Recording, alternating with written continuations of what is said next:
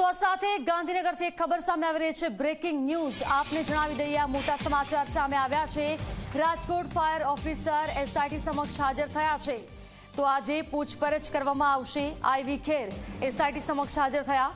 SIT અધ્યક્ષની ચેમ્બરમાં તેઓની કડક રીતે પૂછપરછ થશે। સચોટ માહિતી મેળવવા માટે આ તમામ પ્રયાસો।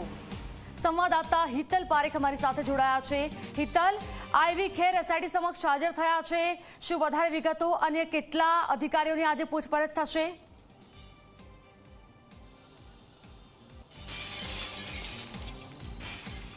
જી ધરા, ચોક્કસ એવું કહી શકાય કે રાજકોટ ચીફ ફાયર ઓફિસર આઈવી ખેર એસઆઈટી સમક્ષ હાજર થઈ ચૂક્યા છે। તેઓ પોલીસ ભવન આવી ચૂક્યા છે। તેઓ સીધા જ એસઆઈટીના વડા સુભાષ ત્રિવેદી સમક્ષ જશે અને ત્યાં તેમની સાથે વાતચીત કરવામાં આવશે, પૂછપરછ કરવામાં આવશે અને તેમનું નિવેદન પણ નોંધવામાં આવશે।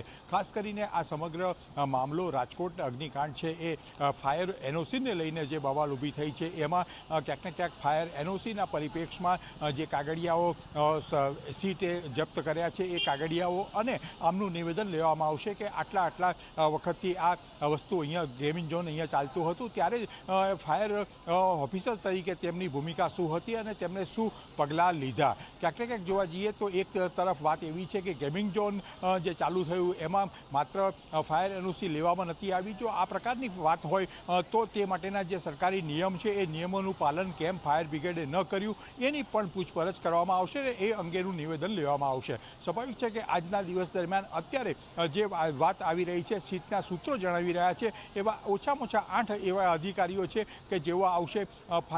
ચીફ ફાયર ઓફિસર સહિત ફાયર બ્રિગેડના બીજા 2 અધિકારી પણ આવવાની શક્યતા છે। આ ઉપરાંત જોવા જઈએ તો કોર્પોરેશન અને પોલીસ તંત્રના અધિકારીઓ જે છે તેમની પણ પૂછપરછ કરવામાં આવશે। આજે સવારથી જ પોલીસ ભવનમાં જોવા જઈએ તો GJ03 એટલે રાજકોટ પાસિંગની ગાડીઓનો અવર જવર ખૂબ વધી ગઈ છે। પોલીસની 2 ગાડીઓ પણ રાજકોટથી આવી ચૂકી છે, એટલે ક્યાંક ને ક્યાંક જોવા જઈએ તો આજે સમગ્ર દિવસ દરમિયાન આ પૂછપરછનો દોર ચાલુ રહેશે। જી ધરા।